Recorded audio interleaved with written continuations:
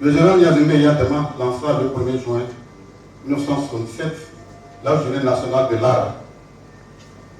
Sans arbre, c'est le désert. Avec le désert, impossible de faire l'agriculture. Donc, la désertification est un frein à la révolution verte. Maîtriser l'alimentation de la population est un enjeu de pouvoir majeur pour les États modernes. Le général Yassine Yadema l'avait compris, cela a été dit, il disait: aujourd'hui, nous faisons face à nos problèmes économiques et de développement. Ici encore, il nous faut commencer par le commencement, c'est-à-dire le plus urgent. Ce bien-être passe nécessairement par la satisfaction des plus élémentaires des besoins du peuple, c'est-à-dire la nourriture. Oui. Il est essentiel que dans un proche avenir, tous les Togolais mangent à leur faim. Si nous arrivons à ce résultat dans les 5 prochaines années, nous aurons accompli une œuvre gigantesque. Nous voulons entendre par là la révolution verte et l'autosuffisance alimentaire, que dans les 5 ans, tous les Togolais puissent disposer à tout moment, en tout lieu, en qualité et en quantité des biens alimentaires produits par eux-mêmes et pour eux-mêmes. Ainsi. Le choix de Sokodé et plus globalement, la région centrale s'explique par le fait qu'elle fut l'un des laboratoires vivants des grandes ambitions agricoles du père de la nation togolaise. Cette rencontre rappelle aussi à nos populations du septentrion que leur rôle dans la construction nationale a toujours été et reste déterminant.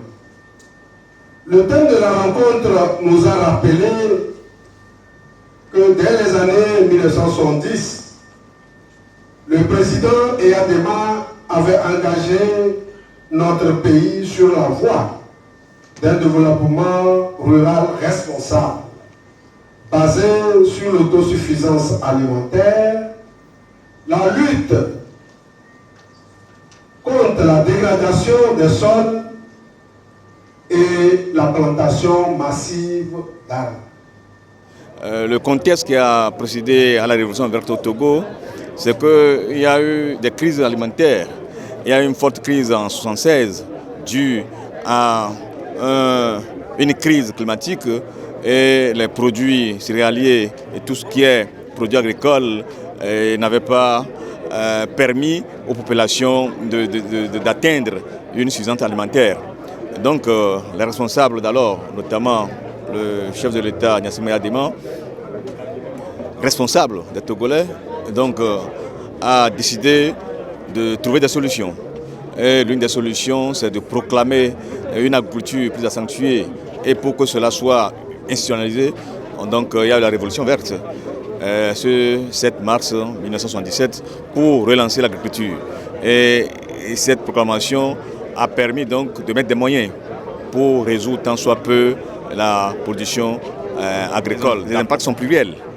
D'abord, la Révolution verte a instauré la journée de l'arbre pour que le climat ne soit plus déréglé et avoir des pluies régulières pour permettre aux agriculteurs d'avoir des productions agricoles plus à même de satisfaire les besoins des Togolais. L'impact, nous y sommes encore parce que le Togo doit assurer l'autosuffisance alimentaire. Donc c'était une aubaine pour nous de nous remémorer, pour nous qui sommes plus anciens, et d'informer largement la jeunesse sur la politique de la Révolution verte menée par le père de la nation, feu président Gnassingbé Eyadema. C'est l'occasion aussi pour nous de remercier le président du Conseil pour cette initiative. Ça nous a permis de nous ressourcer, de voir que toutes les actions qui ont été entreprises avaient une logique, étaient cohérentes. Et donc nous avons vraiment apprécié cette séance.